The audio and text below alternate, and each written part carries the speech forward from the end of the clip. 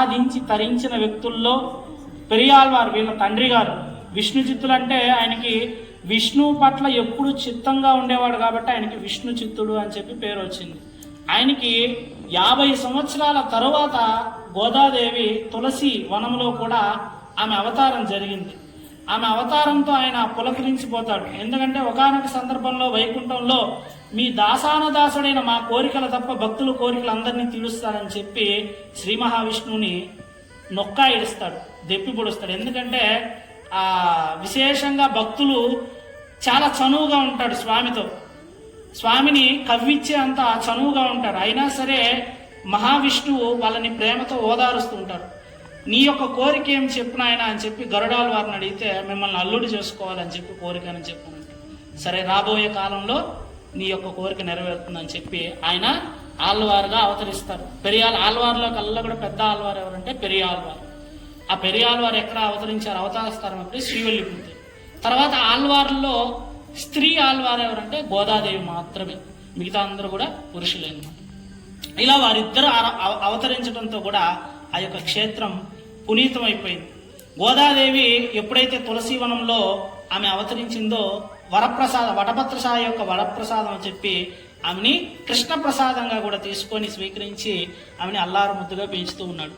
ఆమె పెంచడం కూడా ఎలా పెంచాడంటే అందరూ కూడా గోరు ముద్దలతో పెంచుతారు, ఈయనకి మాత్రం శ్రీకృష్ణ లీలామృతంతో పెంచుతారు గోదాదేవిని. అందుకే కృష్ణుడు అంటే అంత పరితపించేస్తుంది. అనువున కృష్ణ పరమాత్మయే మనకి దర్శనమిస్తూ ఉంటాడు. గోదాదేవి యొక్క పాసురాల్లో కావచ్చు, 30 పాసురాలు కావచ్చు, 170 పాసురాలైన నాచియారు తిరుమూలిలో కావచ్చు, ఒక చిన్న పద ప్రయోగంలో అయినా సరే మనకి కృష్ణ పరమాత్మ దర్శనాన్ని ఇస్తాడు. అంటే ప్రతి పాసురంలో కూడా కృష్ణ పరమాత్మ తత్వాన్ని, కృష్ణ పరమాత్మ యొక్క రూపాన్ని కూడా ఆవిష్కరించింది ఆ యొక్క పాసురంలో, ఆ యొక్క పాఠ్యాంశంలో అనమాట. ఒక్కొక్క పాసురంలో వెతికితే ఏదో ఒక దగ్గర రాముడో కృష్ణుడో శ్రీకృష్ణ పరమాత్మ మహావిష్ణువు కనిపిస్తూనే ఉంటాడనమాట. అలా అమ్మవారు అనువున కూడా కృష్ణ తత్వాన్ని, కృష్ణ పరమాత్మని కూడా నిమిడీకృతం చేసుకుని ఉంటుంది. ఈ విధంగా పెరిగి పెద్ద అయ్యేసరికి ఆమెకి ప్రతిరోజు వటపత్ర సాయికి పుష్ప కైంకర్యం చేస్తూ ఉంటాడు పెరియాళ్వారు, అంటే విష్ణు చిత్తుల వారు. పుష్ప కైంకర్యం చేస్తూ ఉంటే ఒకనాడు అమ్మవారికి కృష్ణ లీలలు చూస్తూ ఆ పుష్పాలు ఎవరికి అలంకరిస్తారు నాన్న అంటే ఆ యొక్క వటపత్ర సాయికి అలంకరిస్తామమ్మా అని చెప్పి అని అంటారు. సరే ఈ వటపత్ర సాయికి ఈ యొక్క పుష్పాలు అందంగా ఉంటాయా లేదా అని చెప్పి ఈమె ఏం చేస్తుందంటే దర్పణం దగ్గరికి వెళ్ళి ఆ యొక్క పుష్పాలని ధరించి వటపత్ర సాయికి అలంకారంగా బాగుంటుందా లేదా అని చెప్పి ధరించి పంపిస్తుంది. బాగానే ఉంటుందని చెప్పి ఆమెకి మనసుకు వచ్చిన తర్వాత ఆ పుష్పాలని పంపిస్తుంది. ఏదైనా లోపం ఉంటే దాన్ని సరి చేసి పంపించేది అమ్మవారు. ఇలా పంపిస్తూ ఉంటే కొన్నాళ్ళకి అక్కడ అర్చకులు గమనిస్తారు, ప్రతిరోజు కూడా ఆ పుష్పాలలో ఒక కేశపాసం వస్తుంది, ఒక వెంట్రుక. సరే పోనీ సాధారణంగా విష్ణు చిత్తుల వారికి వెంట్రుక అంటే చిన్నదిగా ఉంటుంది, కానీ ఇది స్త్రీ వెంట్రుకని బాగా గుర్తించారు. 4 రోజులు అయిపోయింది, ఇంకేమన్నా రోజు మార్పు వస్తుందని. కానీ ఇంకా ఉండబట్టలేక విష్ణు చిత్తుల్ని పిలిపించి అడుగుతాడు అర్చకులు అక్కడ, అయ్యా ఎవరో ఈ యొక్క పుష్పమాలికని ధరించి వటపత్ర సాయికి పంపిస్తున్నాడు, అపవిత్రం అయిపోతుంది అని చెప్పేసరికి ఒకరోజు నెమ్మదిగా పుష్పాలను కుట్టిన తర్వాత చాటు నుంచి చూస్తే ఆ అమ్మాయి తన కుమార్తె గోదాదేవి ధరించి ఆ యొక్క అద్దంలో చూసుకుంటుంది. తన యొక్క స్వామికి ఈ యొక్క పుష్పం అందంగా ఉంటుందా లేదా అని చూసుకొని చక్కగా అందంగా ఉందని చెప్పి మళ్ళా యథావిధిగా పూల బుట్టలో పెట్టి పంపించేస్తుంది. ఇంకా అమ్మ రెడ్ హ్యాండెడ్గా పట్టుకుంటాడు ఆయన, అమ్మాయి ఎంత పొరపాటు చేశావు, ఇది సాక్షాత్తు అఖిలాండ కోటి బ్రహ్మాండ నాయకుడైన వటపత్ర సాయికి ధరింపజేసేది, మనం ధరించి ఎంత అపవిత్రం చేశాము అని చెప్పి ఆనాటి నుండి పుష్పాలు పంపి ఇక్కడ రోజు రోజుకి వటపత్ర సాయికి కళ తప్పిపోతూ ఉంటుంది. అప్పటిదాకా మెరిసిపోతూ ఉండేవాడు.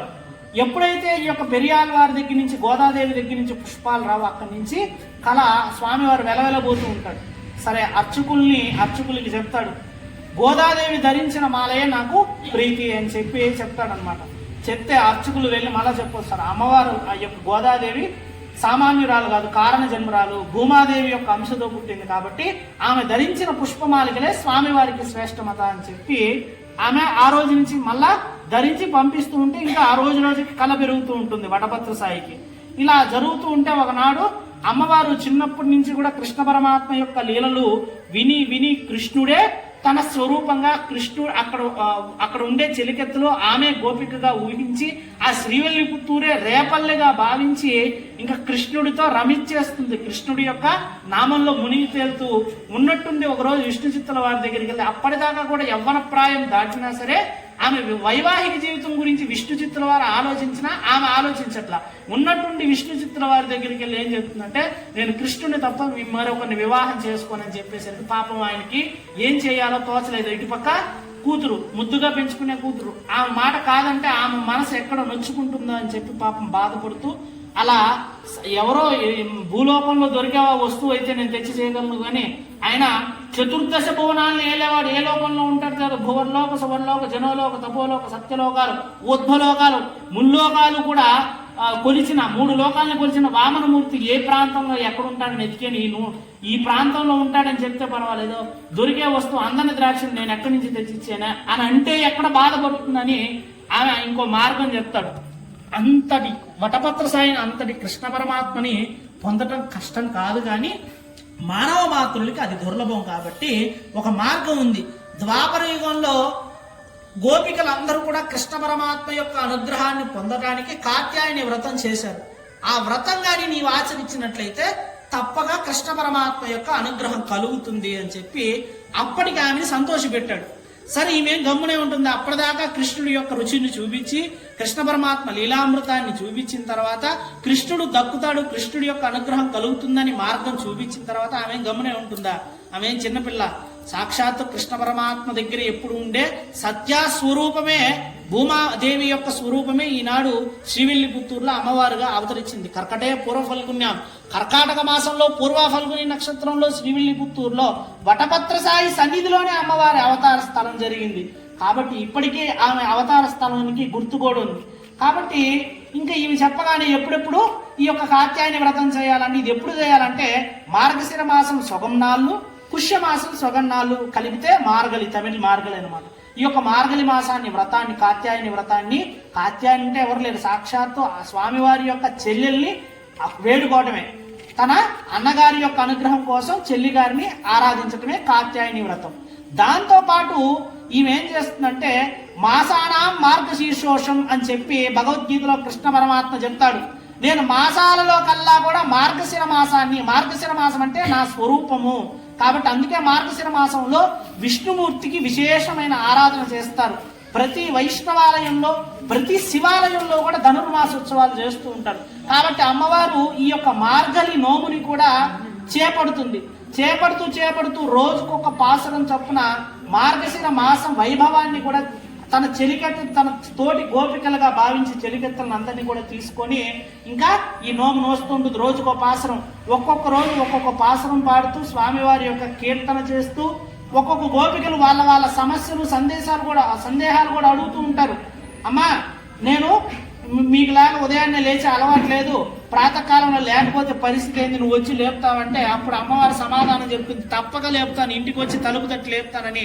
ఆమె అన్నట్లుగానే 6వ పాసరం నుంచి 15వ పాసరం వరకు 10 మంది గోపికలను కూడా శ్రీకృష్ణ లీలామృతం పాడుతూ వాళ్ళని ఒక్కానించి నొక్కానించి నొప్పించకుండా వ్యంగ్యంగా మాట్లాడుతూనే కృష్ణ పరమాత్మ తత్వం చెప్తూ నెమ్మదిగా లేపుకొని వస్తుంది. ఒక గోపిక అయితే ముద్దు నిద్రపోతూ ఉంటుంది. ఓ మామ కూతురా, మామాయన్ మాధవన్ వైకుంఠన్ ఎండ్రెండ్రే అని చెప్పని ఉంటుంది. మనం సామాన్యమైన వ్రతం చేయలేదు, మామాయన్ మాధవన్ వైకుంఠన్, ఆ యొక్క మాధవుణ్ణి వైకుంఠనాథుణ్ణి కూడా మనం స్వామివారి చరణాల విందాన్ని మనం పాడటానికి వెళ్తున్నాం. ఈ యొక్క మార్గశిర మాసం యొక్క స్నానం చేయడానికి వెళ్తున్నాం, కృష్ణానుగ్రహాన్ని పొందడానికి వెళ్తున్నాం. లే అమ్మాయి, ఓ మామ కూతురా లే, నీకేమన్నా చెవుడు వచ్చిందా, నీకేమన్నా మూగదానివా, నువ్వు ఇంత గట్టిగా పిలుస్తున్నా, ఇంత గట్టిగా తలుపు తడుతున్నా, నువ్వు తీయట్లేదు, ఉలకట్లేదు, మెలకట్లేదు అని చెప్పి వ్యంగ్యాస్త్రాలు కూడా వేసింది. వేస్తూనే నువ్వు శ్రీకృష్ణ పరమాత్మకి చాలా దివ్యమైన సఖివి కదా, నువ్వు రాకపోతే ఎలా అని చెప్పి మళ్ళా